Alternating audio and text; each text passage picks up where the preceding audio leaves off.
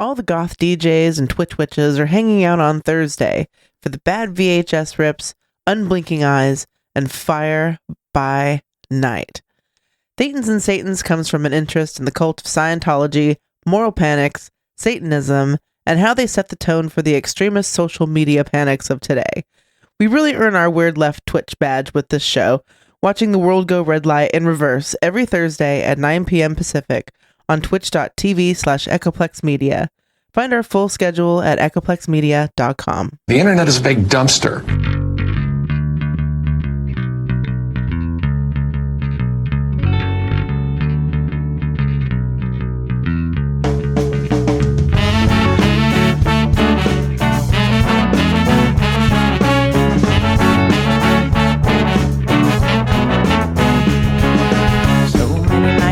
In this world, accessible of kindness and ethical blindness. So please excuse my sarcastic tone. I'm a bit underwhelmed by the sample shown.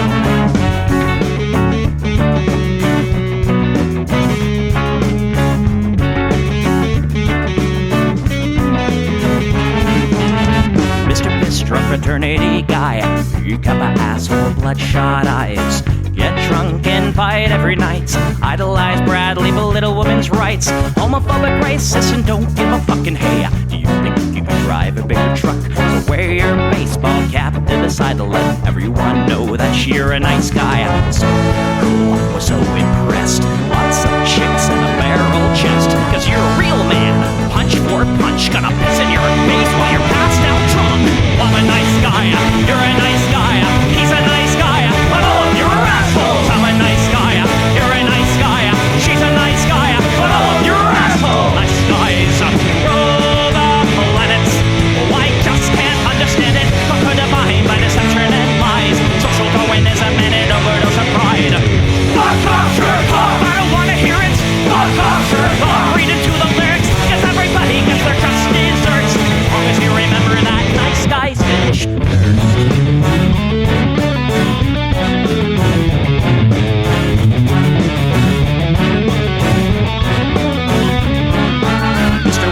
You're next on the list. Such a nice guy who speaks through his fists. Prick with a penchant for messing with heads. A broken nose for dinner and breakfast in bed. Alcoholic, paranoid, and suicidal too. But you'll probably kill her before she gets away from you. Screws in a pool of blood and cry.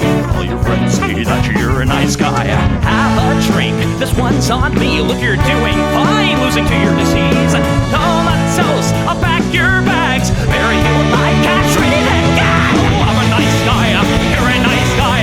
We're all nice guys, but all of you are assholes. He's a nice guy, she's a nice guy. Hey, Tom Bone's a nice guy. All of you are assholes. Nice guys rule the planet. The public benefit. Conquer the body by deception and lies. Social Darwinism and an overdose of pride. Fuck off, jerk off. I don't wanna hear it. Fuck off, jerk off. Read into the lyrics. So let the parties will quench your thirst. As long as you remember that nice guys finish first.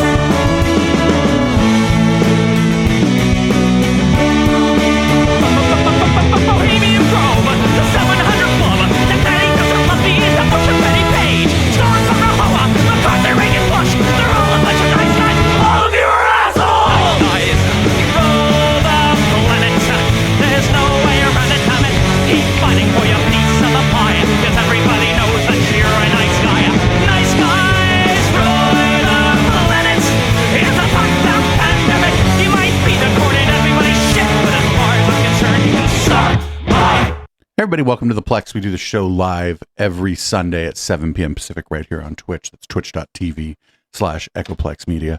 And since this show falls on the first day of the month, we're going to go ahead and give this one out as a freebie. So if you're listening on the podcast feed, maybe head on over to patreon.com/Echoplex. You can download the audio or the video capture.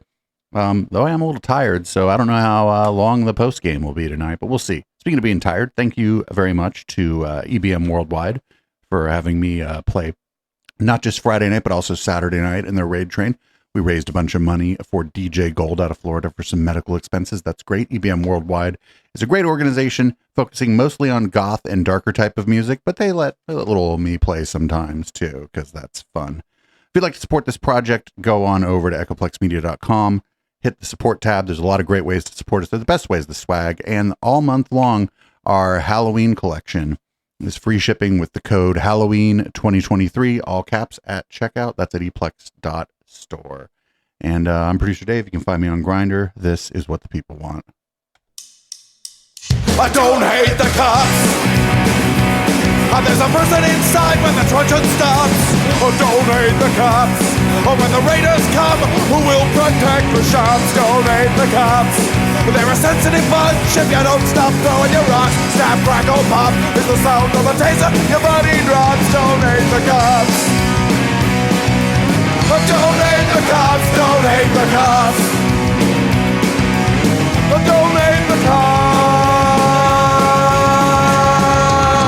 Like your local police, cause they don't do nothing wrong. Like your local police got rid of the corruption and the racism is gone. They've been keeping the peace, keeping homeless folks out of the parks and malls. Got a cure for your social disease. Follow the law, don't hate the cops. Follow the law, don't hate the cops. Follow the law, don't hate the cops. Follow the law, don't hate the cops. Follow the law, don't hate the cops. Put your hands above your head and show you're not afraid. I'm the fairest judge that your skin color's gonna get.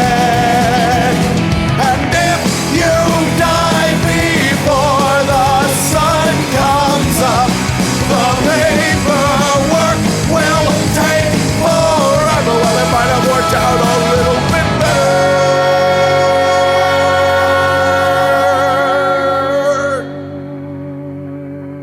if you didn't hate the cops. Cause they don't do nothing wrong. Don't hate the cops. You can't blame them for just doing their job. Don't hate the cops. Well, you gotta wonder, how much would it cost for you to be shot at and stabbed at by maniacs and drunks? Don't hate the cops. Don't hate the cops. Don't hate the cops. Don't hate the cops. Don't hate the cops. Don't hate the cops. Don't hate the cops. Don't hate the cops. Don't hate the cops.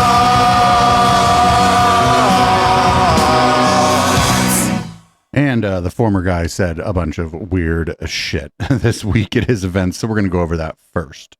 Here he is. I believe this is in South Carolina, and yeah, here he is saying some weird shit. Before the season starts, we start in Iowa, we go to New Hampshire, we come down here. You know, the beauty was when I came here, everyone thought Bush was going to win. And then they took a poll and they found out Trump was up by about 50 points. Everyone said, what's going on right here? They thought Bush, because Bush supposedly was a military person. Great. You know what he was a military? He got us into the Middle East. How did that work out, right? But they Different all Bush thought friendo. that, Bush might win. Jeb. Remember Jeb? He used the word Jeb. He didn't use the word Bush. I said, you mean he's ashamed of the last name? And then they immediately started using the name Bush. Never forget it. But we came. What the fuck? Oh, wow. Wow. Wow. That guy's, I mean, he's usually, but wow, that was wild. First of all, he got his Bushes confused, and then he's like, "Oh, you know, Jeb Bush never actually used the last name Bush ever." Like as if Jeb Bush isn't like one of the biggest fucking nepo babies that we've ever seen. Yeah, never used his last name. Not at all. Nobody knew his last name. Just Jeb. Just Jeb. Here's more. Here's him urging people not to watch the next GOP debate, and then Fox cutting away from it. They ought to stop wasting their time. You know, they're wasting a lot of time with these ridiculous debates that nobody's watching. Their last debate was the lowest rated debate in history. That's a good compliment, isn't it? And what was I doing, Marjorie? I was someplace else, wasn't I, huh? I was doing another interview. We had 271 million people listening to the Tucker Carlson interview. That's an all-time record. So here we are, back. Fox is like, nope. Campaign season. We are now just 4 months away from the Iowa primaries, and you see former President Trump in a place where you would expect to see him today and in the days to come, South Carolina, which will be the third major primary that we'll They're see. like, cut away from this. Cut away from this. We'll go to South Carolina.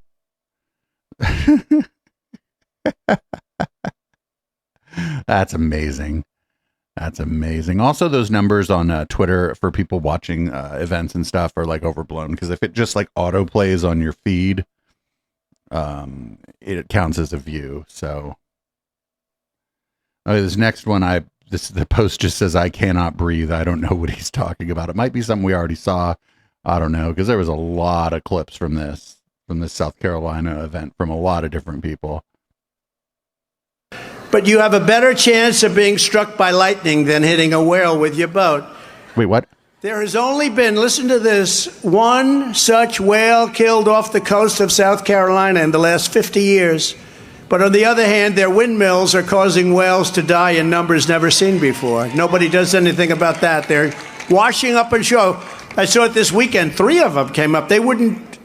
You wouldn't see it once a year. Now they're coming up. Somebody needs to show this guy that famous Hamburglar Dan hunchback whale clip. He would probably think the windmill did that. On a weekly basis, the windmills are driving them crazy. They're driving the whales, I think, a little batty. And remember when he was talking about windmill cancer and shit too? Like, he doesn't like windmills, or as they're more accurately known, wind turbines for energy. Doesn't like them. Here's more. I think this is actually from this is from the California, from the GOP. I think I actually have the whole thread of that. Yeah. So we're gonna go through some of this. My understanding is that this is that as Youth Decay said, we could have very well put this into a red light.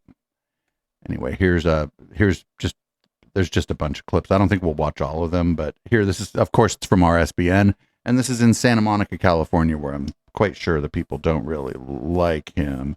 Santa Monica is not exactly a conservative place, but it is a place Trump would probably want to go. Okay. Are you going to your trial on Monday? Are you going to go to your trial on Monday? I may, yeah. Do you plan to testify? It's a disgrace. You plan to testify? It's a rigged. Everything about this city is rigged. You said that you'd like to... It's all rigged. This whole country is rigged now. Would you like to run... This whole country is rigged. Everything. The whole thing. Whole country is rigged now. If you notice, he was asked if he was going to go to the hearing. I believe it's this coming Thursday. And he said he might go. And then he was asked if he was going to testify. And then he was like, the whole country's rigged. It's all rigged. I mean, things are kind of rigged, but they're like rigged in the favor of rich people, not against rich people. Here's another clip from the lobby before he even went to give his speech. Your thoughts on the looming shutdown of the United States government right now? Well, you have to take care of the border. I mean, we want to take care of a border. We want to have a closed border. We don't want people coming in from mental institutions, from prisons. And I can see exactly what's happening. The Democrats don't want to do it. They want to ruin our country. And they're going to have to make certain concessions. But when you have a border like this, when you have all of what the damage they've done to the military with the woke military, when you look at the woke military, the most horrible period of time, I think, in the country's history in terms of embarrassment, the Republicans are going to have to get tough. When you look at what they've done to weaponize elections, what a disgrace that is. So, I don't know. It looks like it's maybe not going to work out. We have to close up our border. We have to have fair elections. Close up the border, have fair elections. If they don't do that, we don't have a country, so it doesn't matter. Okay? Are you going to your trial? Okay. I like how he ends it. Okay. He's been doing that a lot lately. I don't know. Is that new? I think it might be new for him. Here's Trump talking about General Miley, who who bucked a little bit. when Trump tried to do some stuff. General was like, nah. General Miley's a ghoul, by the way. It's not like he's some kind of great guy, but he's still bucked a little bit on Trump. And wonderful website you got here, Twitter. Let's see if we can get this to play. There we go. Today, at his retirement ceremony, said, quote, "We don't take an oath from a wannabe dictator." You actually... Well, General Milley, what he did is really treasonous. If you look at what he said to China, he's either stupid or it's treason. But what he said to China should never be allowed. That can never be allowed in our country. Did you suggest And you know what, General Milley, who I know, he's a lazy guy, who left billions and billions of dollars worth of equipment with the Taliban. General Milley's a lazy guy who's not very smart. But what General Milley did to China and with China is a disgrace. And but frankly, there are many people that would call it treason. But why suggest that? Thank you very much. Any thoughts on Senator Feinstein? I don't know what he did with China, but it was treasonous, apparently.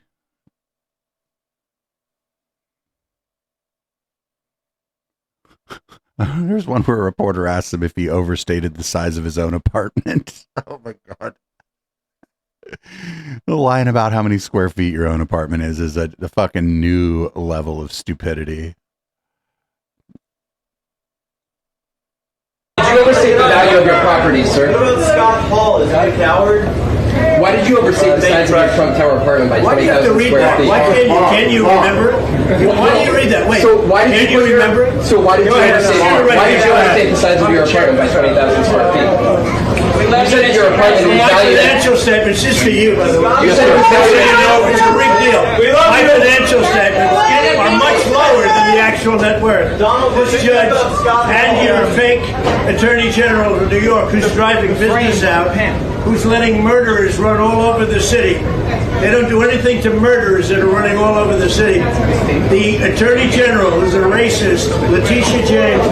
She ought to be ashamed. You don't overvalue your apartment at every other place.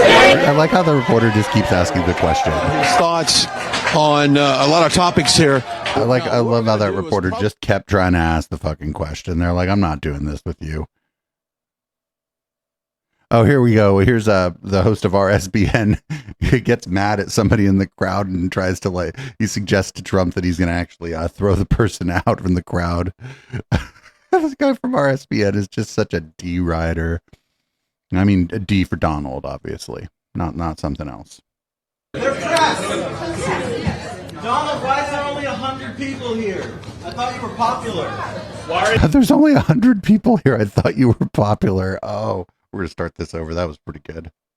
They're pressed. Donald, why is there only 100 people here? I thought you were popular. Are you? Hey, go home. Hey, are you an idiot or what? There's like 100 people here. Why don't you get the hell out of here? What are you doing here? You don't think it's popular?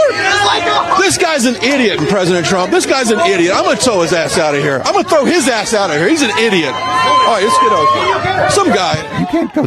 I mean, all right. If he's on a public street, I don't think you can throw him out anywhere. Some guy was heckling in there. Look at the support you have here in California. It's amazing. People are lining the street. There's like 100 people. God bless you. We support you. You know that. You know that. Thank you very much. All right. Marjorie the Gathering's boyfriend is weird. Marjorie the Gathering's boyfriend is fucking weird. He's like, I'm going to throw this guy out of here. So that was pretty wild. That was the scene outside. And now we have some of the scene inside. Just one clip though. I think I actually got two clips. Here is he's talking about dampening our forest with water. If you had dampened floor, oh my God, this is almost as bad as like raking the forest. Check this out. I said, man, we're sending billions of dollars to California for forest fires. Their forests are burning down. And I was with a gentleman, a very top person in Austria. He said, sir, we have more flammable trees than you do on your coast. We don't have forest fires. We have land management. They take care of the land. They pick up the dead trees. You know, a tree doesn't burn very easily unless it's dead. Then it gets dry and it burns. The leaves on the ground, they're 5 feet thick over here. They clean the floor And everybody said, oh, how ridiculous management of a forest. You know, they all said, like, what the hell? But they don't have forest fires in properly run locations. What we have is horrible. And we can actually dampen our forests with water that costs us nothing, that will come pouring down from the north. Wouldn't that be nice? If you had dampened floors, you wouldn't have forest fires. So, why are people clapping for this craziness? But I couldn't convince this guy, Gavin, to do it because he's an environmental maniac, only for political reasons. You know, he's no dummy. He knows it's wrong. He knows what. Dampen the floor with water that costs us nothing? I mean, I don't have to tell people here that doesn't make any fucking sense, right? The state of California is rigged. There's no way in this state that you know, Trump could have possibly lost a re-election. But we're not going to lose by 5. We're going to win. We would win. I don't believe it when they say it, but the state is rigged. It's a rigged election. It's a horrible thing, and we have to turn it back.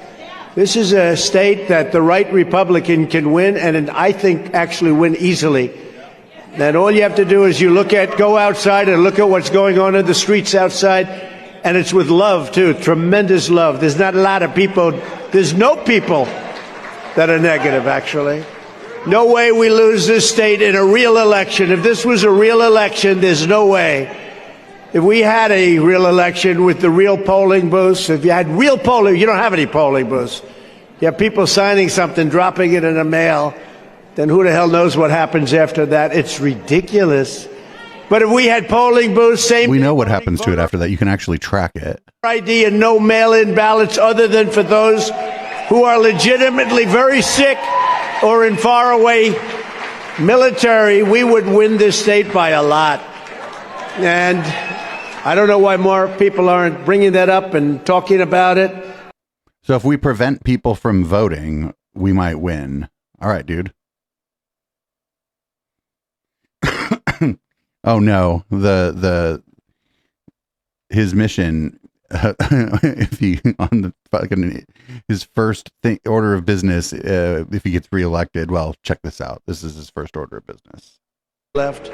The mission to help you liberate California from communist rule begins at noon on Inauguration Day, 2025. 2025.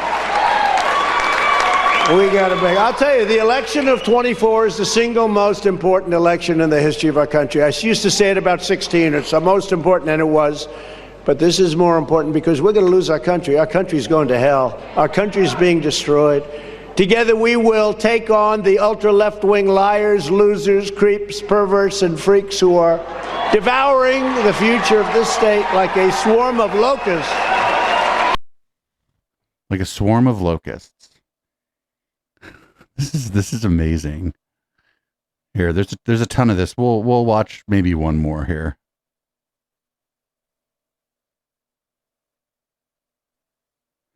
This one's about this one's about farmers and people in Beverly Hills who want to take long showers. But it doesn't do any good because Newsom and any Democrat governor, they won't allow us to have water. You know, you have massive amounts of water coming down from up north. So I said, all right, I can understand about the water, but I don't understand why would they do that? Why are these patches so magnificently green? And it's a very small percentage of the land. They go, well, they allow us to water only these small areas, but most of the farmland, they don't let us even touch. They won't let us touch it. If I could do it, it would be billions of billions if they changed this. And we worked on it, and I'll explain that. It would be billions and billions of extra dollars coming into the state and coming into our country. And we have the water. And I said, what about a desalinization plant? Well, people don't like them because, you know. I said, what about a nice, big, beautiful But they said... It's not that people don't like them, it's that they're inefficient. We don't really need it, sir. We have so much water, we wouldn't know what to do with it. I said, explain, please. You know, I'm looking at this dry stuff. I said, explain. So much water, but up north they have a valve. Do you ever see the valve? A massive valve, like your kitchen valve, but multiply it times 10,000. It's the size of this room. And all the water gets turned out and turned into the Pacific Ocean. Do you know that? You have so much water? What? So sad to see this. I mean, these people, it's so stupid. But they don't want the water to come down all the way to Los Angeles and the Central Valley, where we're constantly forced to ration. You have droughts. We're rich people in Beverly Hills. We don't feel so sorry for them, but I do actually. You know, they pay millions of dollars in taxes. They're taking a shower. They're told to hurry up. You're only allowed a small amount of water when they take a shower. That's why rich people from Beverly Hills, generally speaking, don't smell so good, you know. Typically. What? You ever notice? They're not great. Their hygiene is not good, but it's forced to be that way. What the shit? So when you meet somebody with a beautiful house in Beverly Hills, you know that person is sort of disgusting under there. That was weird. Did he think he was gonna that district was gonna vote for him in 2020 and they didn't or something? That was fucking weird. I don't think that there's a valve somewhere with water that could be used for crops or Beverly Hills showers that they're like, fuck it. And then just dumping it into the ocean. I don't know what's going on. I don't know what he's talking about there. Up next, we got a no shit moment with Nancy Pelosi on MSNBC. I'm fucking these people, yeah, they just come on TV and state the obvious and act like they're doing something. This weekend on his failed social media site, Donald Trump openly mused at the execution of Joint Chiefs Chairman Mark Milley. This was quite shocking to me. What was your reaction to that? My reaction is not so much to him, but to the people who support him. I respect the differences of opinion that exist in our society. It's from the beginning of our country. That's what a democracy is about. People have different views. They debate them. You put it before the public. They make a decision. You go forward. But to engage in language like that should be something that would eliminate somebody as a prospect for any public office. General Milley, patriot in our country, was very courageous in the military, on the battlefield, and in the public arena in the White House. And I'm saddened to hear that a former president would say that. Just another argument why he should never have been in the White House and should never be there again. Twice impeached, once defeated, how many times indicted? Yeah. Speaker Pelosi. Yeah. I mean, she's keenly stating the obvious, but maybe she's not so keenly stating it. It's just lady, you need to do the work and you need to do what you need. You need to do things to attract new voters, and you guys need to stand for something. You can't just be the Trump is bad party. If you're just the Trump is bad party, you're only it's going to be a squeaker again. It'll probably be a squeaker anyway, but at least fucking get the fucking party together and make some policy changes. Scoot to the left a little bit. It won't kill you. Here we got Rachel Maddow. I usually don't play clips of her, but this is a one-on-one with Cassidy Hutchinson. Cassidy Hutchinson is the woman who alleges that Rudy Giuliani groped her on January 6th. We got a statement from a spokesperson for Mr. Meadows tonight, not sort of just vaguely casting aspersions at you, it's most of the statement, but then saying much of her claims in this book about Mr. Meadows or otherwise are filled with half-truths, falsehoods, and purposefully omitting context to sell books. Mr. Meadows is essentially just casting aspersions on your character, saying that you are making things up out of whole cloth in order to make money. You worked so closely with him for a long time, but you also describe in the book that you never really trusted him. And there are several instances you describe in which he flat out lied to you, even on close working matters where you should have been on the same side. I should just ask for a response to you for that statement and ask you what you think happened between you and Mark Meadows.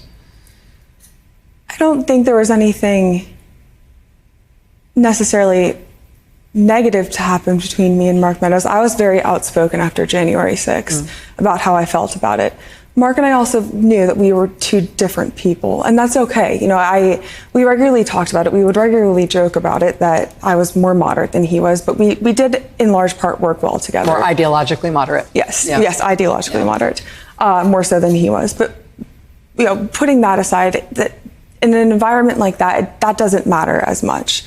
In terms of his statement, you know, I would encourage him to go testify under oath if he thinks that what is in the book and what I have testified to under oath, which is consistent with what is in the book, he can go testify under oath if he has strong feelings about that. Were you disappointed that the Justice Department elected not to prosecute him for contempt of Congress when he ignored the congressional subpoena that you responded to from the January 6th investigation?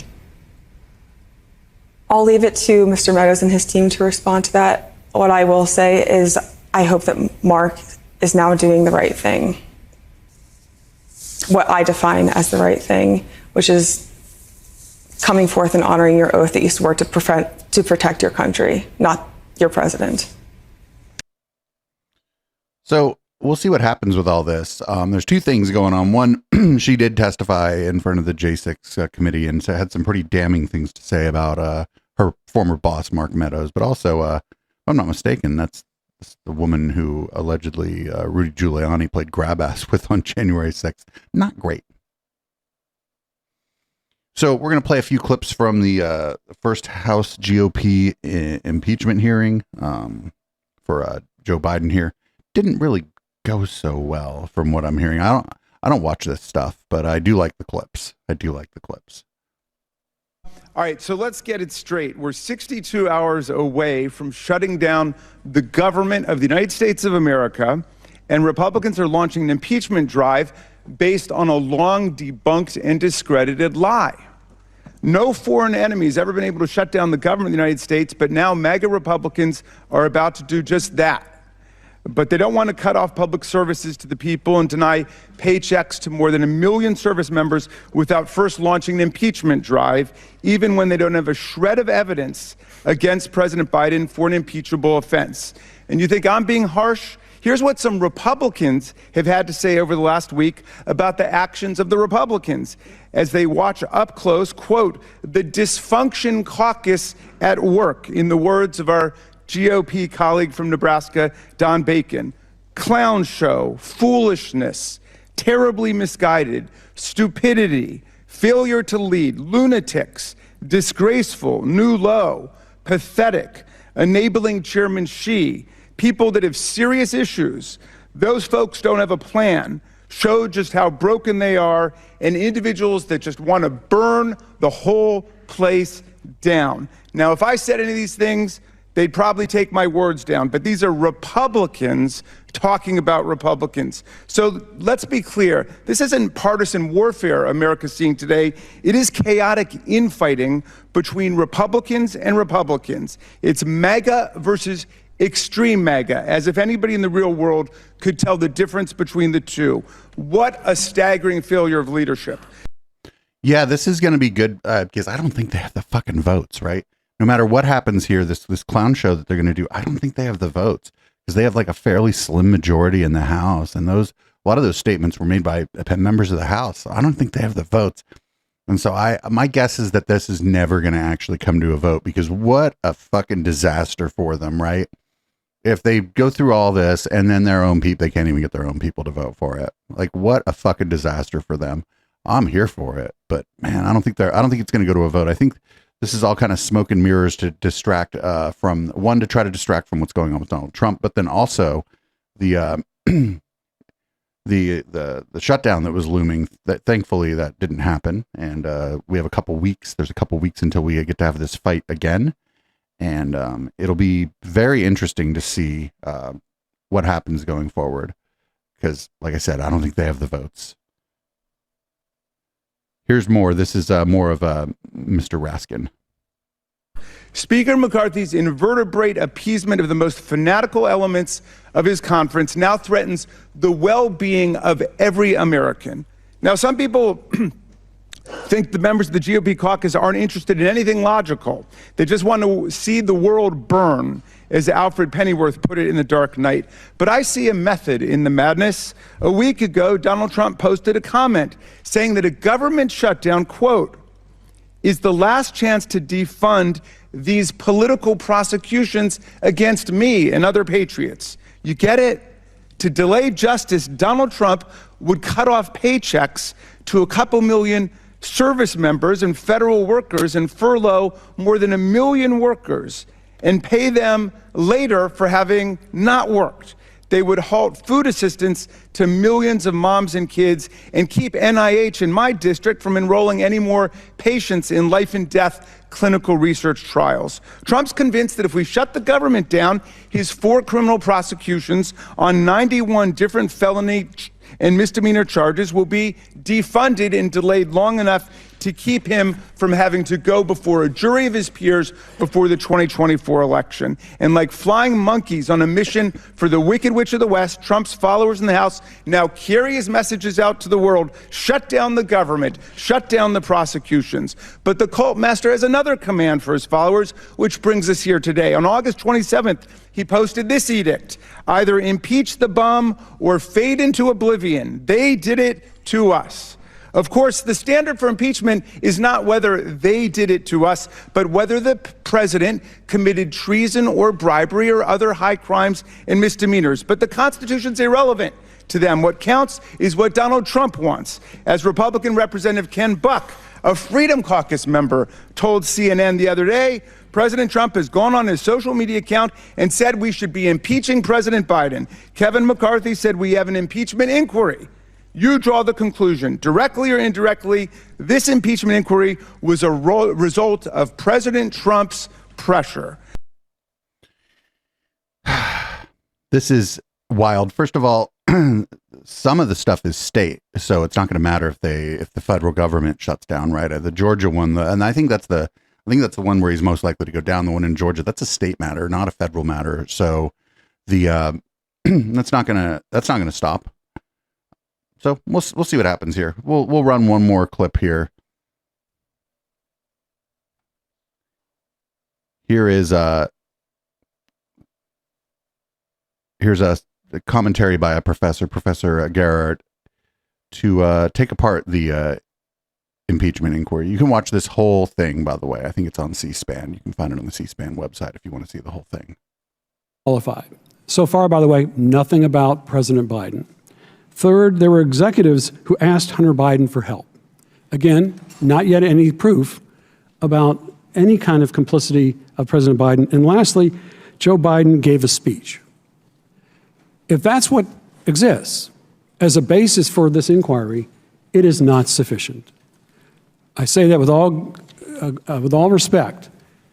And I think that is part of the problem, I think, and many Americans think, may exist with respect to these proceedings. A second safeguard is the Fifth Amendment Due Process Clause. It requires fundamental fairness. And I think in these proceedings, something has happened to President Biden that was said to have happened to President Trump in 2019. And that is, the burden has flipped to President Biden to prove his innocence. Any further investigation is being done to ensure that Mr. Biden has to prove his innocence rather than the committee being able to connect the dots in a convincing and persuasive way. It's not me you have to persuade. It's the American people whose trust you deserve and whose trust you have to maintain. A third principle is judicial review. And here I would just remind the committee about the Supreme Court's decision in Trump versus Mazars. The court said about this committee that, in fact, it has to conduct an investigation for a legitimate purpose. A fishing expedition is not a legitimate purpose. Moreover, the court in Trump versus Mazars said that it is not a legitimate purpose for the House or House committee to be conducting the function of law enforcement.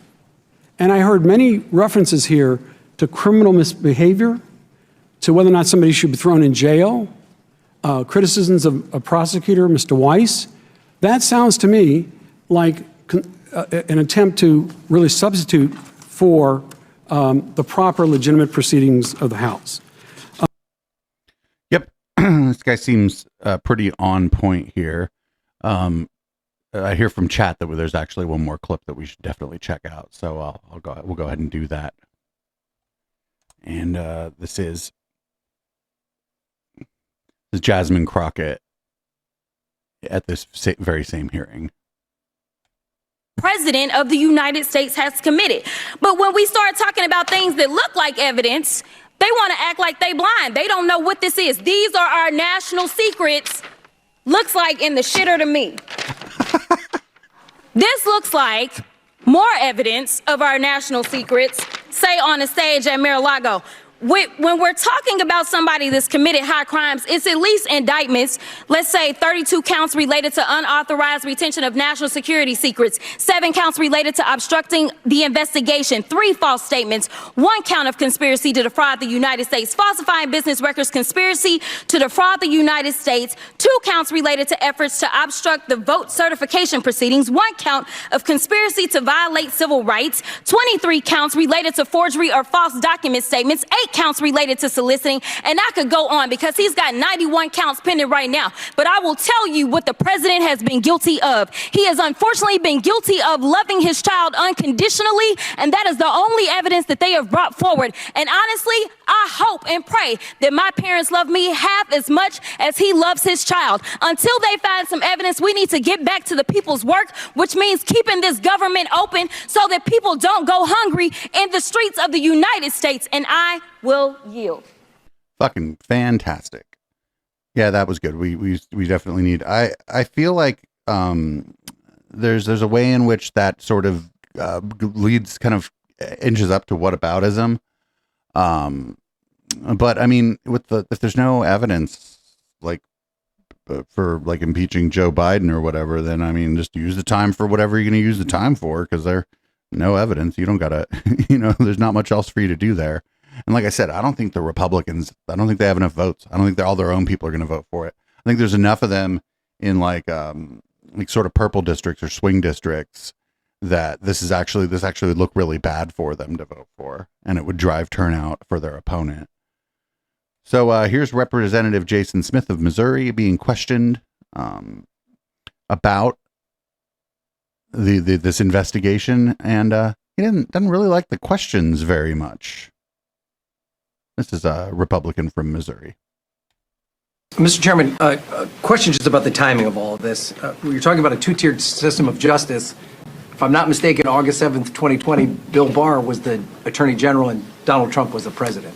So explain to me where the two-tiered system of justice comes into play. And then the WhatsApp message you have, I believe is dated June 6, 2017. Joe Biden is not vice president or even a candidate for president at that time. So where is the direct connection to some sort of criminal malfeasance within these two pieces of evidence? Well, I think the facts speak for themselves. There's over 700 pages of examples of where people should be very concerned. When you're talking about what was your first question? The timing of this is August 7th, 2020. Bill Barr is the Attorney General. Donald Trump's the president. Yeah, and Leslie Wolf is a career employee. She was not a political appointee, and she was the one obstructing the investigation. It doesn't matter who's in the White House. We need to make sure that the Department of Justice works for all people and doesn't treat those who are politically connected or wealthy much differently. Unfortunately, we have Oh, the balls to get up there and say that. Several examples that came forward by the 2 IRS whistleblowers that proves that people are treated differently because they're politically connected. But haven't you suggested that Joe Biden being the president now is unfairly treating Donald Trump in his indictments? What I'm talking about is the 700 pages that we have before us, which is all the information that came from the IRS whistleblowers, and that's what we're releasing right now. And I'll tell you, I would encourage everyone in this room to look at those 700 pages. If you think it's okay with what's in it, then we live on 2 different planets. Can you explain the timing then of the August 6th WhatsApp message? Why is that evidence of some wrongdoing?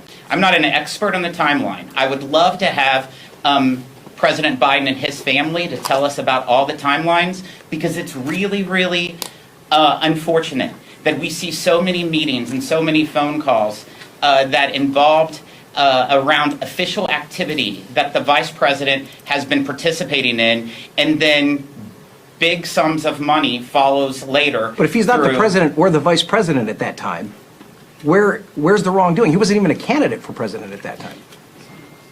He was a candidate in August 6th of 2017. Apparently, what source are you with? I'm with NBC. So apparently, you'll never believe us. I'm not saying I don't believe you. I'm asking you a very direct question. This is like a pretty good question because the impeachment is generally for your behavior as president. Or if you were, I guess they could impeach a vice president too, right? And this was 2017. Trump was the president. So yeah, he may be, you think powerful people with political connections don't peddle their influence? Oh, they do. And it's probably not illegal. And then if they later become president, well, they have a different standard to abide by. But, well, he wasn't the president. While it's shitty, and maybe we should make some laws about that, I'm pretty sure your impeachment is generally reserved for your behavior as president.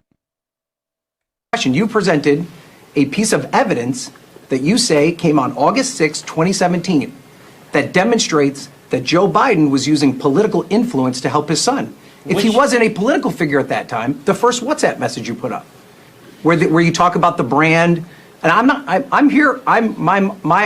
completely open-minded about this. I'm asking you specifically, how does that demonstrate that there's some sort of political influence being put over him if at that time he is not he's not an elected official? I'm definitely not going to pinpoint one item. I think we've outlined. You presented it. You're the first thing that you brought up. So apparently you don't agree with it. So it's not that I don't agree with it. I'm asking you to explain it. I'll take the next question. That's pretty good reporter. I kind of like hearing reporters, journalists, people asking questions get like obviously exasperated with the response they get. I know it's kind of unprofessional, and it like leads people to believe that maybe the person isn't objective or whatever. But that's a lot of human going on there. He's like, man, I'm just asking you this question. He's like, this seems a little weird to me. Can't really peddle your influence as the president if you haven't even. If you just got out of the vice president's office and the next election is 3.5 years away and you're not even sure you're going to run yet. Yeah, you can peddle your influence as like a former vice president, but again, I don't think that's illegal, and we should maybe start thinking about that stuff and maybe work on ways to discourage people either via the legal system or some other way from doing that kind of shit. But that's not his actions as an elected official. And I'm not even sure if peddling your influence in that way is illegal. Anyway, here's Vivek Ramaswamy. One of his first actions as president. Oh, you'll have to hear it to believe it. And then I'm going to pick up the phone and I'm going to have a phone call with Claudia Sheinbaum or whoever it is that wins the next Mexican presidential election. I'm grateful that AMLO is going to be out. Mexico has an election in 2024. Whether it's Sheinbaum or somebody else who wins that election, I'm going to reset the relationship and say, listen up.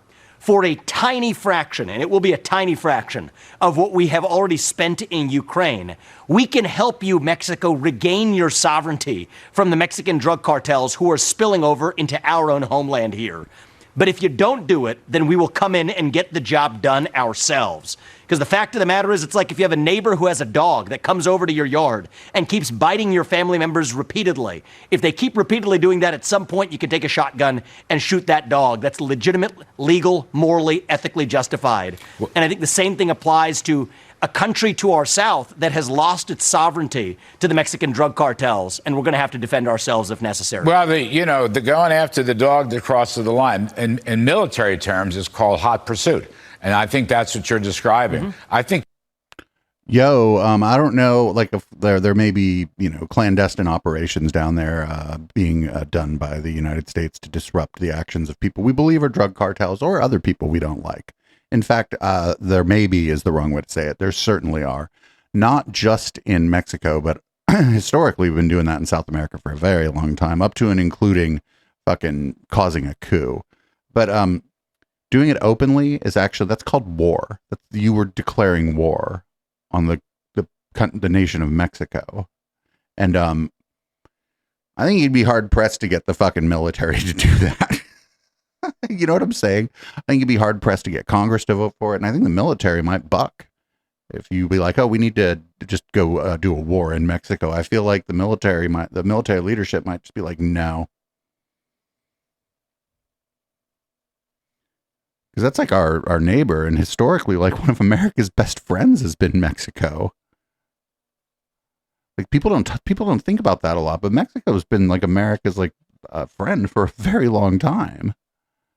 We have like historically we like, you know, after the Mexican-American War, after that, historically we've had very good relationships with them, like diplomatically and whatever, and we've been homies. You don't do that. Anyway, here's Ted Cruz gonna, I don't know, I guess talk about Michelle Obama and her parachute.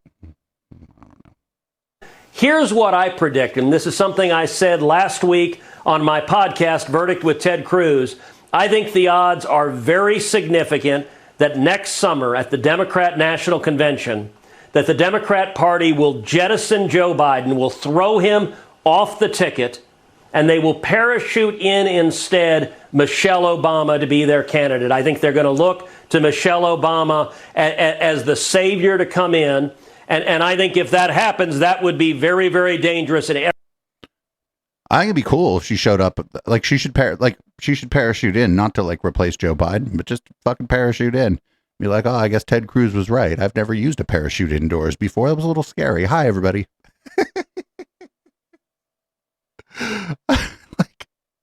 But you know, but they keep talking about this, but she's like on the record saying she has no interest in running for office. She's said that since she said that like during Barack Obama's administration. She was asked about her future political ambition, and her response was generally, "What future political ambition?" And I tend to believe her. I think she's a credible person, and I don't think she has any interest in running for president. She's been called a man enough. I don't think she needs to be. I just don't think she's going to run. I believe her when she says she's not going to. These people, they just want her to run. I don't know why. I don't know, whatever. They want some kind of theatrics to happen. I think the Democratic process, the process for the DNC is going to be boring this time. Very boring. Anyway, here we got Fox is the Five, and they're going to talk about Trump and Biden and unions. And one of their more liberal pundits, Harold Ford Jr., is going to say some weird shit. President Trump. Kellyanne, well, first of all, Trace, thanks for having us in your wonderful You're welcome. studio. Welcome. Well, this isn't the Five. This is a special report. My mistake. Kellyanne, what about the politics of this and seeing the President of the United States out on the picket line today? Well, he responded to Donald Trump saying he was going to go there first, that Trump is skipping the second debate, and that he was going to go and be with the auto workers. So President Biden, unfortunately, was responding to that.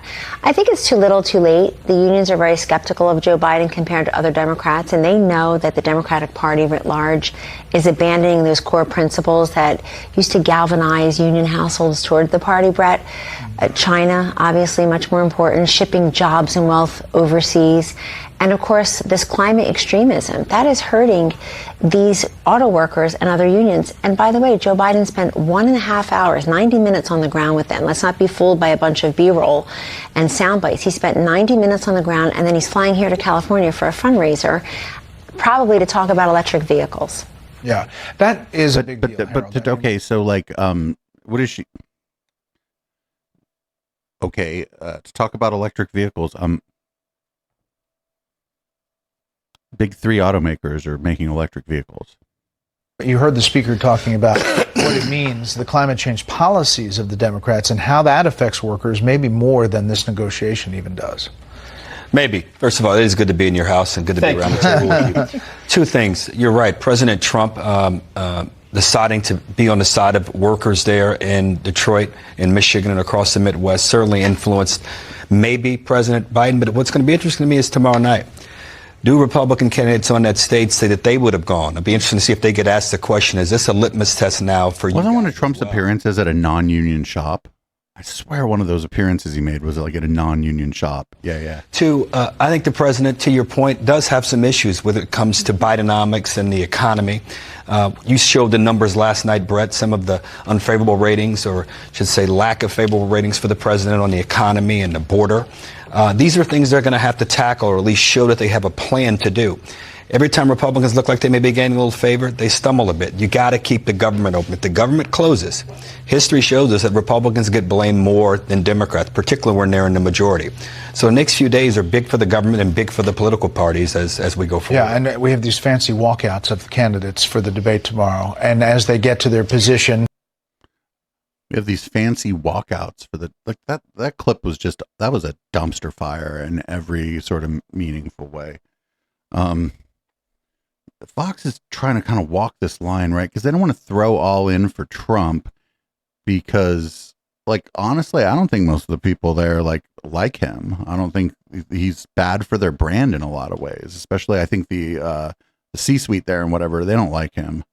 And, you know, as well they shouldn't. I think not only is he bad for their brand short term, but long term, he's super bad for their brand, I think.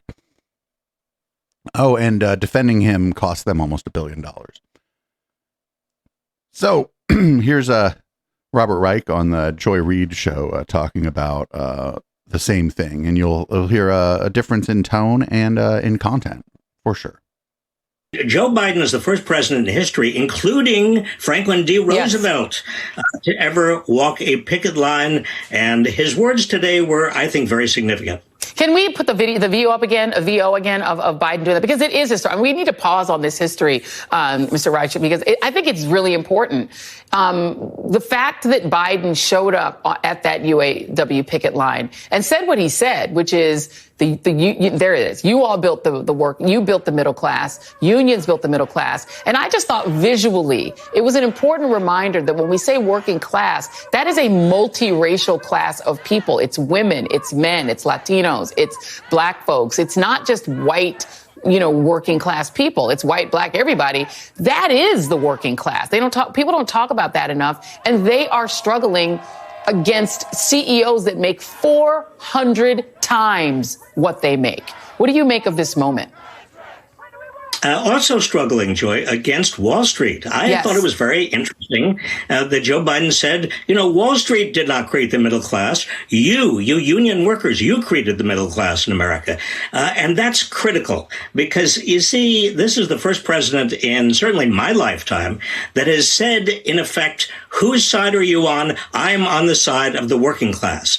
And that's something that other presidents, even Democratic presidents, have been very reluctant to do. Let me play really quick just to remind people what Donald Trump said and what he promised working people when he was running for president. Take a listen. Don't move. Don't sell your house. Don't sell your house. Do not sell it. We're going to get those values up. We're going to get those jobs coming back, and we're going to fill up those factories or rip them down and build brand new ones. That was actually when he was already president. That was in July of 2017. And you know what happened, Robert Reich? Those plants that he was talking about in Lordstown, they closed. The GM plants closed. These are the Chevy Cruze plants, and they closed anyway. So he lied to those people. Well, look at he promised everybody was going to get a $4,000 raise. Everybody in America. He gave a huge tax cut to big corporations and the rich. It never happened. There was never any trickle down. We know that his words mean nothing. That was a pretty good segment. I really, really, really tend not to run a lot of MSNBC on here. I think MSNBC is like brain rot for liberals. But like on this stuff, I feel like that was a decent segment. Here's Josh Hawley, who has an interesting reason for maybe a tepid support of the workers. God, this guy.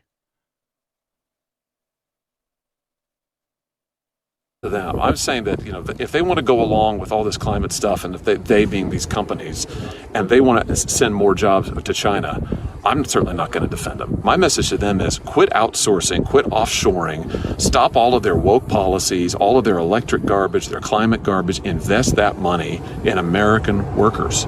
And if they really can't do both, they should go to the Biden administration and say that, rather than being cheerleaders for their pro-China policies. But listen, at the end of the day, I don't feel sorry for them at all, for the companies. They've got gobs of money. They need to invest in their workers. So it's not that the that the companies need to give the workers a raise so much. It's that they need to stop doing the woke shit like climate change. What a dumb fuck. What a dumb fuck. Like, this guy could have just been like, oh, I support the workers. I think they need a raise. It's hard out there to live, you know. But he had to do that other thing instead, because of course he did. Fucking that guy, dude. Here is now we're gonna move on a little bit to the shutdown stuff. Here's Kevin McCarthy mad at the rebellious Republicans. Like, look at the problem I created. Uh-oh. It's like he's speaking. House Speaker Kevin McCarthy right now. On the floor yesterday that would secure our border, cut wasteful spending. Yes, I did. But I had some members in our own conference that wouldn't vote for that. So if you have members in your conference that won't let you vote for appropriation bills, doesn't want an omnibus, and won't vote for a stopgap measure, so the only answer is to shut down and not pay our troops, I don't want to be a part of that team. I want to be a part of a conservative group that wants to get things done. Yes, sir. Well, that ship already sailed, friend. What's your message to the 21 members who didn't support this and led to this decision? Should they expect to see more votes like this where you work with Democrats if they aren't team players? Look, one thing about me is I'm never giving up on the American people. I'm going to focus on America first, and I'm going to solve those problems. I believe at the end of the day, we'll get them back on board. I don't want to be on that team, but actually I'm the leader of that team. He can't, like, this guy cannot keep his caucus in line. They won't do what he says. They don't respect him. And and they just don't, you know, to get anything done. If he wants to actually get anything done that's like moderate and like moderately conservative, he's going to have to bring on some of the like moderate Democrats.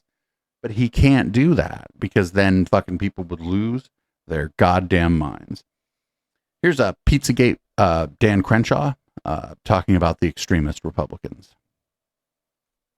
And it shows people that when you don't play as a team and you don't make your demands clear ahead of time, like we wanted to do with the border, you're just going to lose. And so they made us lose. It's like they wanted us to lose. So if you're Speaker McCarthy, then what do you do? What are people going to say to him in conference to, I don't know, figure out a way to get these 21 members on board, or if that's even a possibility? No, they're gone. They're a lost cause.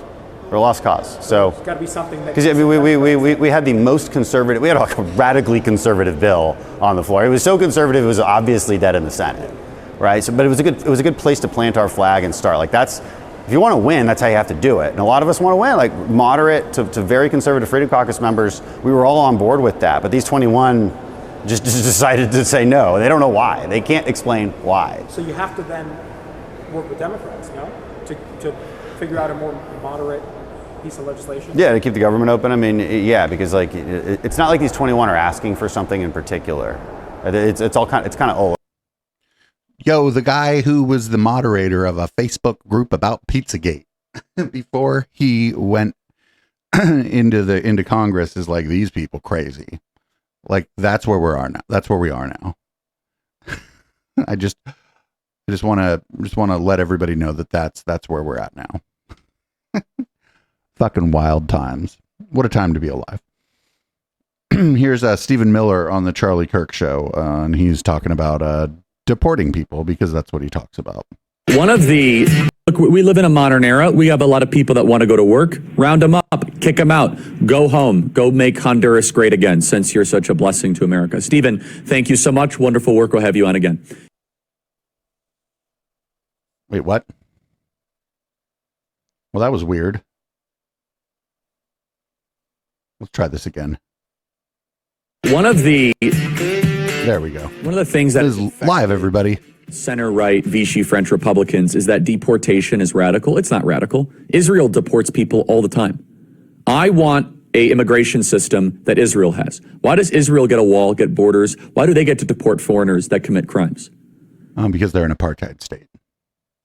Well, we don't, because we are not a serious country and we are a suicidal country.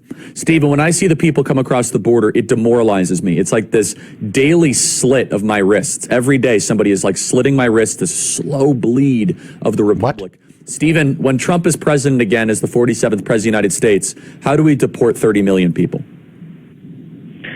Well, your first priority for deportation, it needs to be to send a message to the world, and for many other reasons, needs to be all of the illegal aliens who entered the country under Joe Biden, so that you immediately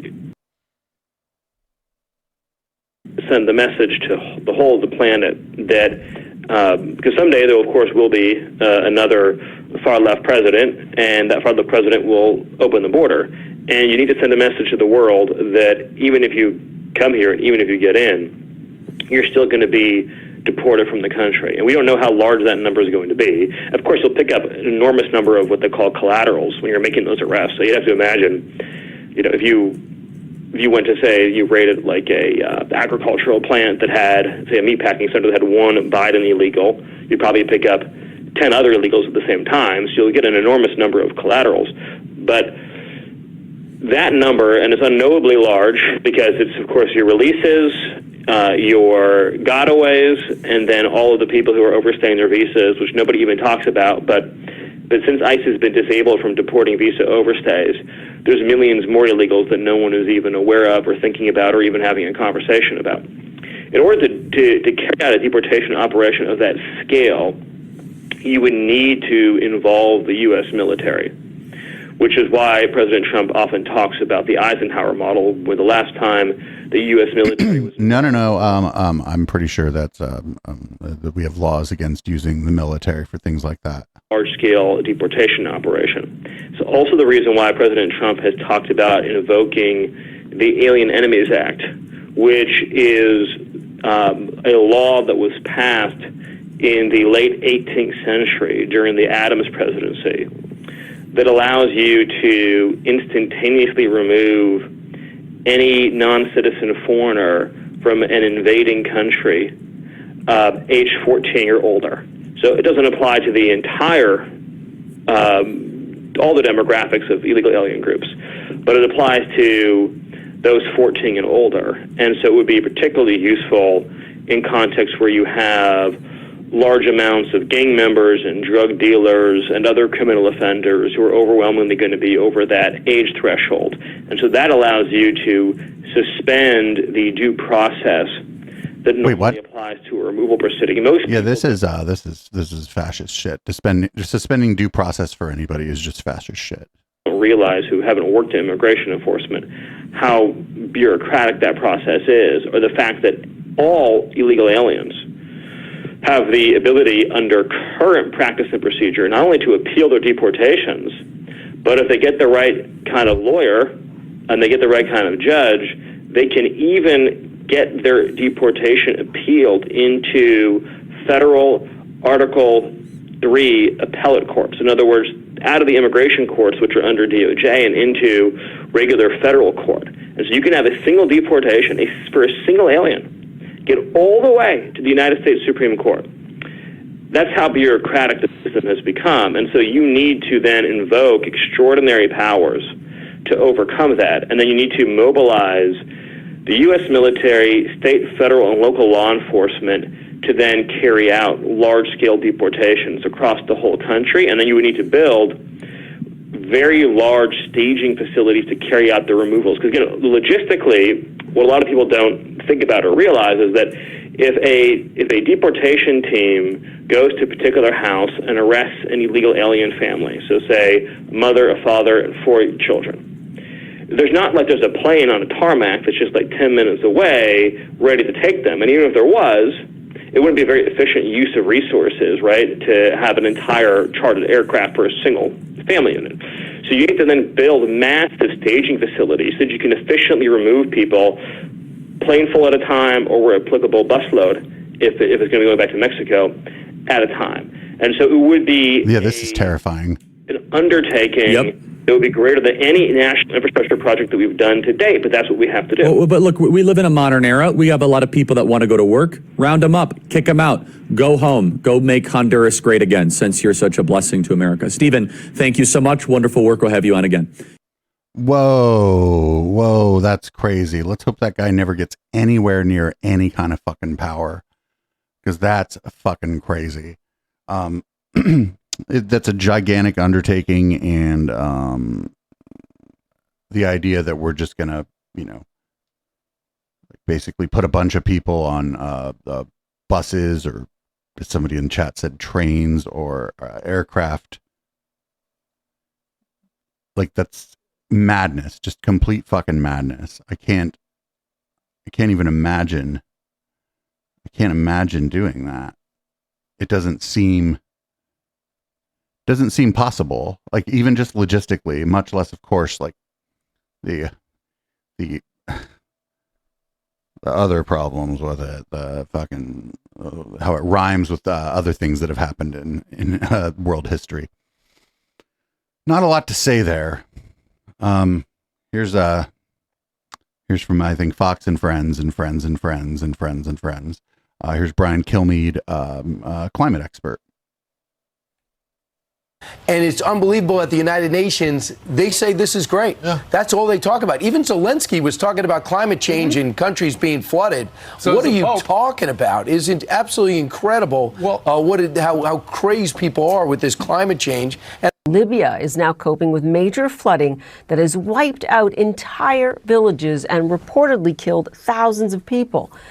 Video from the region, you can see it there, shows buildings collapsed, cars submerged, torrents of water rushing through the streets. The Libyan National Army and a health official say more than 2,000 people are dead, 5,000 to 6,000 missing. A climate catastrophe unfolding in Pakistan. It's being called a monster monsoon, and this is why.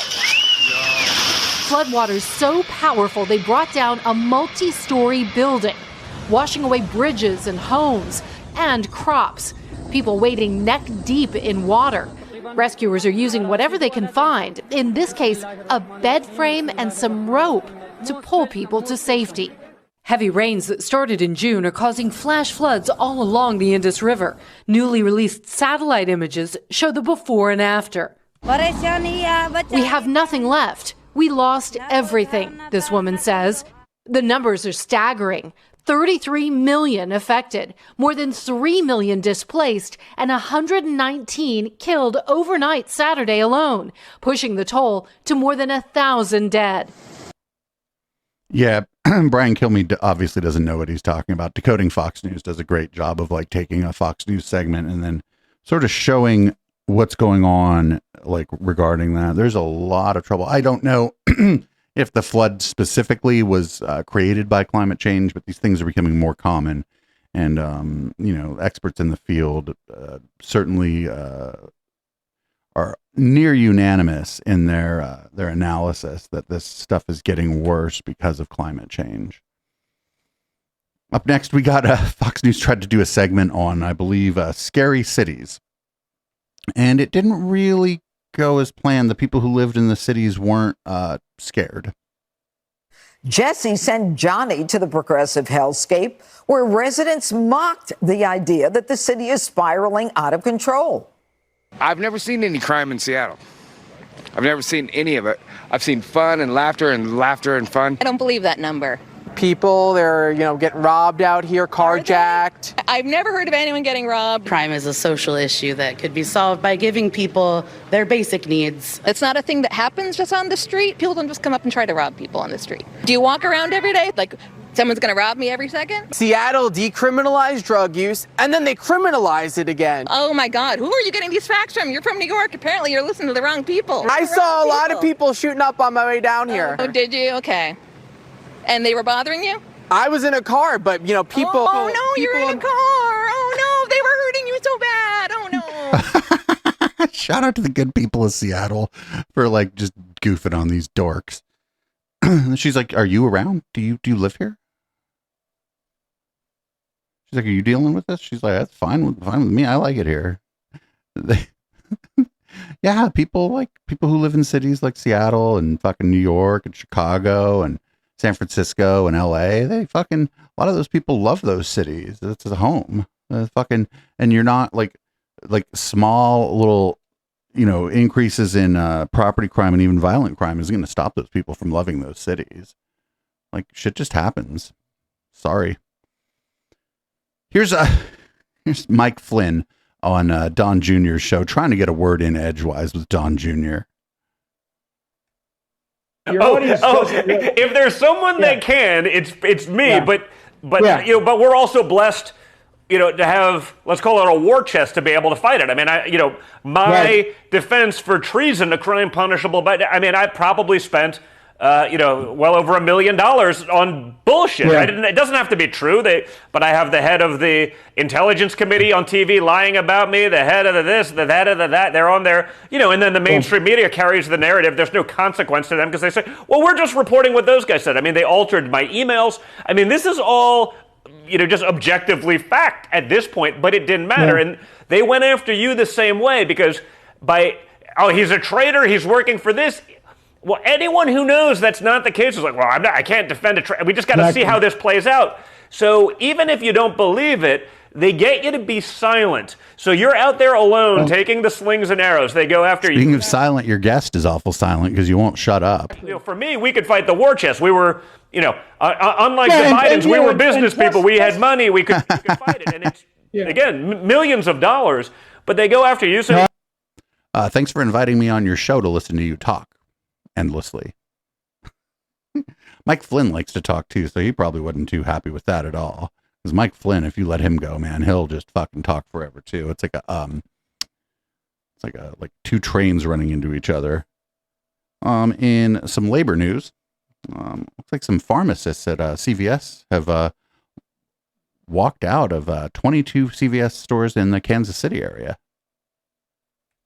I spoke with multiple CVS employees and pharmacists who all wish to remain anonymous due to fear of retaliation. Their complaint stems from CVS's staffing, which is, quote, placing extra strain on pharmacists. This includes cutting technicians' hours, whose primary job is to assist the pharmacist. And I'm told that oftentimes there's a lot of these locations that only have one pharmacist running the entire thing. On September 21st, a viewer who had an appointment to get a vaccine and flu shot sent us this photo of a Jefferson City CVS that had its doors closed and a note that read, quote, "Due to a lack of staff and support from corporate, we are unable to give vaccines today. We will, however, stay open to help our patients." The note asked people to call CVS to advocate for workers. It was one of the many locations across Missouri that closed its doors to protest the current working conditions. CVS had to pull pharmacists from other locations to help cover the shifts. One pharmacist who was forced to cover one of these shifts told ABC 17, quote, "I was there all by myself. We were 82 pages behind. Each page represents 15 scripts." They also added that they had to cover the pharmacy by themselves for 3 straight days. According to a former CVS district manager, these issues have been going on for multiple years. Another pharmacist told me that the scheduling burden is dangerous for patients because it takes their primary focus away from getting the correct prescriptions, other tasks such as answering the phones, working the drive-thrus, and giving flu shots. The walkouts and scheduling issues have had a direct impact on CVS's ability to give vaccines and flu shots. One anonymous employee told me, quote, "There were stores that were open today with over 125 vaccinations to do today with one pharmacist on top of their regular workload." An employee who has worked for CVS for 15 years told me today that the walkouts are expected to continue on September 27th, and this includes locations across Missouri, including Kansas City, Columbia, Jefferson City, as well as Burbank, California, and multiple locations in Oklahoma. Reporting live in Columbia, Mitchell Kaminsky, ABC 17 News. Yep. So I don't know who these, like the pharmacists that had to come from, like out of the area, like, did they get extra pay? How far did they have to drive? Like, and then one pharmacist working in the whole fucking CVS where there was like 100 appointments, 100 or more appointments for vaccinations. Plus they have to try to fill the fucking prescriptions and shit. Like, yo, people are gonna die because of behind this shit, right? Like if you can't get your meds because there's just nobody there to fill the prescription, you could potentially die. So good on the workers for kind of standing up to corporate, and I hope that the fucking CVS company does something about this, because I'm sure they make plenty of money. I'm sure they're a very profitable organization, and I figure maybe they could staff up a little bit. This next one, Kiko actually sent it to me. It's a judge from Oklahoma was arrested after a road rage incident in Austin, Texas. Don't drive angry, folks. If you're angry, just don't drive. Also here at 6, a longtime Garfield County judge arrested in Texas. According to Austin police, Judge Brian Lovell fired at several cars before he was involved in an alleged road rage crash. News 4's Adria Goins has details on his arrest. She joins us now live in studio. Adria? Heather, Judge Lovell faces charges of reckless driving and discharging a firearm after this incident on September 11th. Now, we went to his home today to ask him what happened. Judge Lovell was at his home in Wacomas Wednesday when we knocked on his door. Hi, I'm Adria with News 4, and we're going to ask you a little bit about the situation that happened in Austin. Thank you. He did not respond to our questions about the incident. Lovell was arrested last week for a series of events unfolding on Austin, Texas streets, nearly 500 miles from his home. According to this affidavit, witnesses say they saw Lovell fire shots in as many as 5 cars at this intersection. Witnesses saying a man driving a white SUV left the scene. Police then got a second call of a road rage crash about a mile and a half away. According to the affidavit, Lovell driving a white SUV slammed into the back of a woman's car. The two got into an argument, and Lovell reportedly intentionally hit her car a second time, attempting to push her vehicle into oncoming traffic. Police found a gun and magazine in his SUV. He reportedly told officers he did not know why he would have shot his gun and could not recall any part of the shooting incident. Lovell was sworn in as a special district judge in Garfield County in January of 2011. Earlier this year, he was promoted to an associate district judge. His longtime colleague, Judge Paul Woodward, would not speak on camera. He told me he would not comment until he has all the facts, saying Lovell has not presided over any cases since the incident last week. Well, Judge Woodward says that it will be up to the Oklahoma State Supreme Court to recommend any disciplinary action. Man, if I did all that shit, I wouldn't be at home, right? You wouldn't be at home either. You'd be sitting in a cell. Why the fuck did that guy? What the fuck? That was like several violent crimes, and that guy's just at home. I'm not big on the carceral state, but I mean, sounds like a dude's a bit of a danger to the community, and might not be the best idea to just have him kind of out and about, maybe doing more road rage.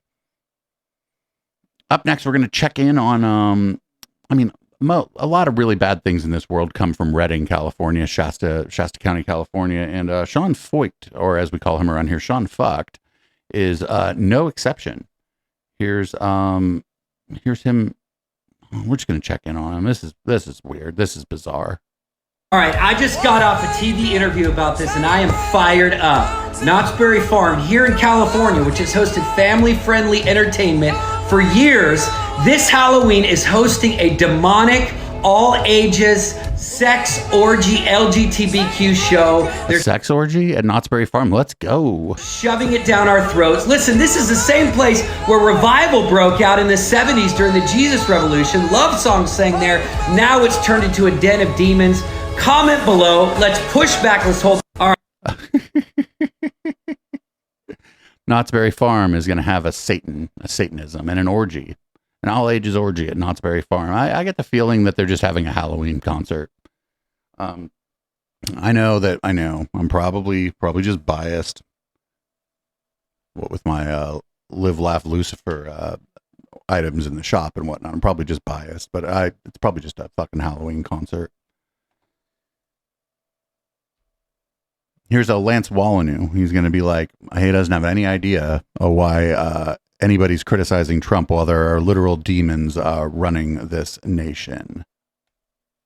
I don't care if the church doesn't support politics or Trump, so long as they know that demons are running the country and that our lethargy, our ignorance, our are distraction. I read these stupid articles by Christians about, well, we're looking for people of sterling character. You're beyond the issue of whether you have your own personality preferences in this fight. The devil's picked the fight, my friend. The enemy has set it up so that he's coming after you. If Trump's the only guy you've got running, then maybe God set it up so you got to get past your religious foibles and recognize there's bigger issues going on here than your predilections regarding pious candidates. Well, yep, there's literal demons. There's the enemy, Satan. You got to get past your little foibles about people's character because there's fucking Satan. Here is the superintendent of Oklahoma schools trying to get somebody fired for basically what they do in their spare time. This is, of course, on Newsmax.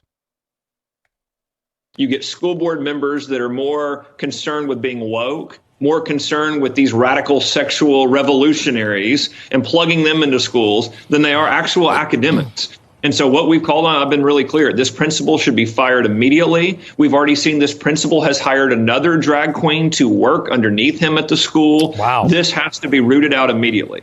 You know, we do always talk about how the left is infiltrating the schools. And I'm so glad that you said even in red states, because people, you know, in places like Oklahoma may feel like they are immune to this. You have called for his dismissal, but the district is opposing you. They're dragging their high heels, so to speak. A bad joke. What can you do, or what can the parents do? Well, what we've done is we've been putting tremendous pressure on the school board, on the superintendent. Parents have been showing up at the school board meeting. This school board has to act immediately. We have moral turpitude clause in our teachers' contracts because what we've got to do is we have to put parents in a place where they feel like their school districts are actually focused on academics. This is about, do you trust your kids in schools?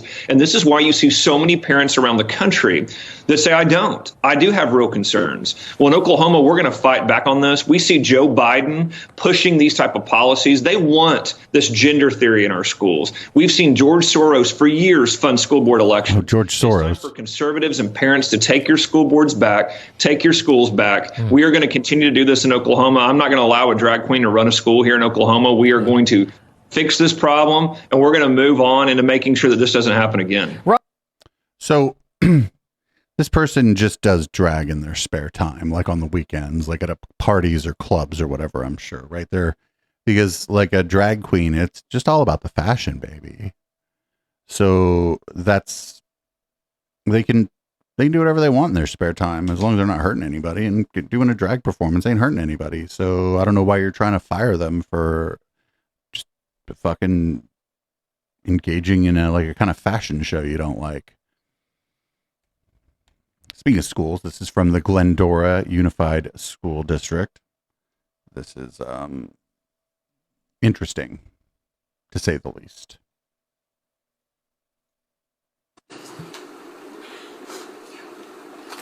Good evening, Board. Interesting that tonight the terms bullying, hatred, and harassment were brought up, along with kindness. Because I've recently been made aware of a couple websites that have been created with the sole purpose of targeting and doxing conservatives, who they've egregiously labeled far-right fascists. They label us in this hateful way for just wanting to protect our children. Their intent is clear. It is to dox those of us. So this is, we've been noticing this at the Shasta Board of Soups meeting lately too, is that there's just a lot of like personal grievance being put on display at these local government meetings. That they put on the website, which is the intention of putting out personal information to cause harm to us and our families. This is very much a threat to our safety. The very groups of people from the left who requested the anti-hate policy are part of the same group of people who created this website. I also have proof that they are connected to Antifa. This is fucking amazing. What is this? I added Glendora to our list of things for the public comment thing on Tuesday night, by the way. That terrorizes conservatives and Christians. As you can see, I, along with other members of our Glendora community, are on this target list. And that includes you, Gary Clifford, Shauna Elias, Bob Kuhn, myself, and others.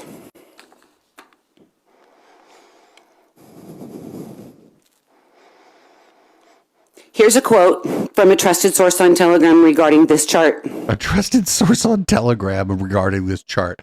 This is amazing. This is fucking amazing. What was the date on this? 9/25/23. We're probably going to watch this whole meeting on Tuesday night. Have created a well-funded website to begin doxing far-right extremist school. A well-funded website. How much do they think it costs to run a website? Board protesters that include pictures, names, organizations, nonprofits, social media accounts, and more in hopes of ousting known fascists. This is the hate label they have assigned to us conservative parents and community members for just wanting to protect our children. How is this inclusive or uniting? It's not. It's only hateful and dividing. Oh, so they're talking about the Charty B. It's a pretty good Twitter follow. It's at the Charty B. That's amazing. She had a chart. It wasn't the Mesa pattern of fraud, but she did have a chart. And like they're targeting us. Everybody is always being targeted. Anyway, there's some labor action also going on in the UK, and here's Jonathan Pye talking about the labor action in the UK. Wait, this is from 9 months ago. We're going to skip this. I didn't know this was from 9 months ago. Anyway, we're going to move on. It's actually, this one's about fishing. These people are, this is Piers Morgan, known fishing enthusiast, talking about trans people participating in fishing. I know, I bet Piers Morgan's just big on competitive fishing, big fishing enthusiast. His angling team have refused to compete in this year's World Championships. Oh, great website you got here, Twitter. See if we can get this to play another way. His angling team have refused to compete in this year's World Championships. The decision comes after... Yeah, this clip's broken. Burtwhistle Hodges, a former male rugby player, was picked for the team. Well, England's Okay, well, anyway, Piers Morgan's mad at trans people being allowed to participate in fishing. Sorry about that. Again, this show is live, so these things do happen. Here is at a Turning Point USA event. Dennis Prager is going to talk about bringing people to religion. I have brought more Americans to Christianity than any living Christian. Okay? I know that for a fact. I brought more Jews to Judaism than any living Jew. So I know how to make the case for God and Bible and religion really effectively. No, he didn't. Just imagine saying that I've brought more people of a religion that I'm not even that religion to that religion, and then saying that also in my religion I've brought more people to my religion than anybody who's alive right now. Like, how would you even quantify that? Sounds like bullshit. So there's rumors now that RFK Jr. is going to run as like a third or like an alternative party candidate, and well, Charlie Kirk mad. I figure Charlie Kirk mad because he knows which candidate that will pull votes from, and it ain't going to be Joe Biden. But far more of the I don't trust the government brigade would vote for RFK Jr. if he were to run as a libertarian, which then begs the question, why are there so many articles out of nowhere, ex nihilo, pushing RFK Jr. saying he's going to hurt Biden? This feels like an op, a scheme, a strategy, a machination, a plot, a ploy, where they're trying to convince you that this is bad for Biden to run as a libertarian. Now, let's just think about this. Is there any evidence that when a libertarian runs for office, it hurts Democrats? Any evidence? No. In fact, libertarians being on the ballot almost always hurt Republicans. And we know that. But it isn't that it wouldn't matter if he ran like unaffiliated or as an independent. It's that his crossover is greater with Trump voters than with Biden voters. And that's why he would take votes away from Trump. It wouldn't matter if he runs as a libertarian or fucking Peace and Freedom Party or what the fuck ever. Like it's that his crossover is more on that side. We see it in so many different states. Libertarian being on the ballot hurt Donald Trump in Arizona and Georgia in 2020 and hurt us in the Kelly Loeffler, David Perdue Senate race. So now the media is trying to convince you because of some flimsy polling. And again, I am receiving hundreds and hundreds and hundreds of emails. Charlie, love RFK Jr. He's a man of his own ideas. Trump should pick him as his vice president. Whoa. No, he should not. That's a bad idea. Okay. And RFK Jr. said that he wouldn't accept it. I don't think he's going to run as a third party, but I mean, that'd be pretty fucking cool if he did, because that would almost guarantee Biden victory, because he would definitely pull a lot of like the anti-vaxxers who are a little mad at Trump for Operation Warp Speed or whatever. He could definitely pull a sizable number of those people away, especially in places like Pennsylvania, Michigan, Arizona, Nevada. I say you should go for it. Anyway, here's Michael Knowles. Has some election advice for everybody for 2024. What differentiates Asa Hutchinson from all the rest? What differentiates him from Doug Burgum or Chris Christie? I mean, these are not guys that are polling very high right now. Asa Hutchinson said that he would trans the kids. That's the difference. And so what we're being told by all the genius GOP consultants is we got to turn away from the culture war issues. We've got to focus in on the bread and butter dinner table issues. No one wants to hear about transing the kids or anything like that. That is the issue that was decisive in this case. That is the issue that destroyed Asa Hutchinson's career. That is the issue that got Glenn Youngkin elected governor in Virginia. That is the issue. That is one of two issues that made Ron DeSantis the number 2 guy in this presidential race, having been relatively unknown just a few years ago in Florida. This is not just some fringe online thing. Transing the kids resonates nationwide and motivates people to go out and vote. Yep, I suggest they run on that culture war shit. I agree with Michael Knowles, because they tried to do it in 2022 and everybody thought that they were going to do a lot better than they did in 2022. They underperformed in 2022 because it was just wall-to-wall culture war shit. And like historically, that's just not been good.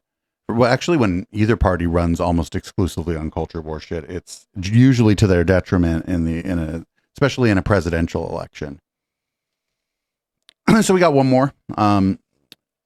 Everybody knows about that Barry Weiss's fake University of Austin, which is basically run by you have to have been on Epstein's flight logs to have been hired there. Well, don't worry. Jordy Pete's got one too. It would be funny if we could blow apart the university system a little bit because it's broken, because of what it did to you. Like, you were alienated out of your job, basically. You'll be damn fortunate if we can provide you with a list of people who've graduated. And if you had any sense, you'll employ them preferentially because we did the rigorous screening work. And I know how to do the rigorous screening work because I studied that for like 25 years. A degree from our university will signify high-level conscientiousness and general cognitive ability, and those are very valuable for any employer with a clue. So I think we can just skip the accreditation process and go right to the employers. We are planning a soft launch in November, and we might be able to change the education system. That's funny. It's weird. Up yours, woke moralists. We'll see who cancels who. Exactly. That sort of funny. That kind of funny. Oh yeah, that kind of funny. Hilarious. Oh my God. It's gonna be like some unaccredited shit where like you don't even go anywhere.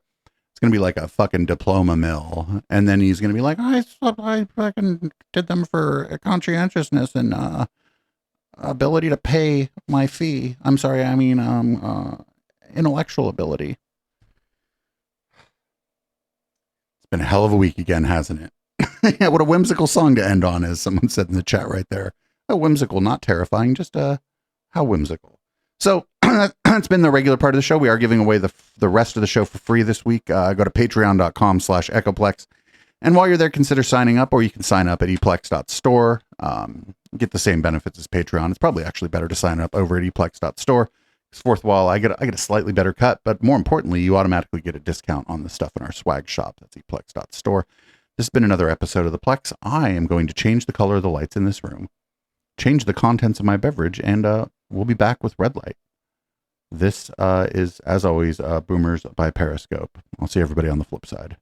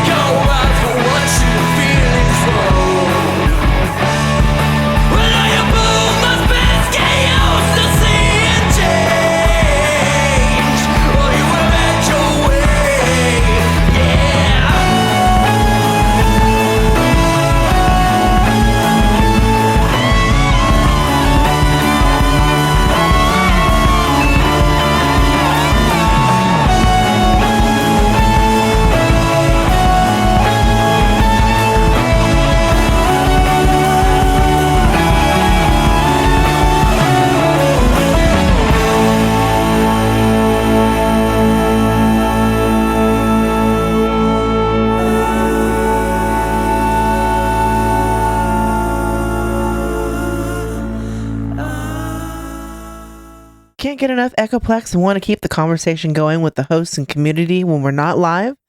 Then join our Discord server at discord.me/Echoplex. We have text channels, voice channels, meme repositories, and a whole section of screenshots that we don't even remember where they came from. Come join the Now Space on Discord at discord.me/echoplex.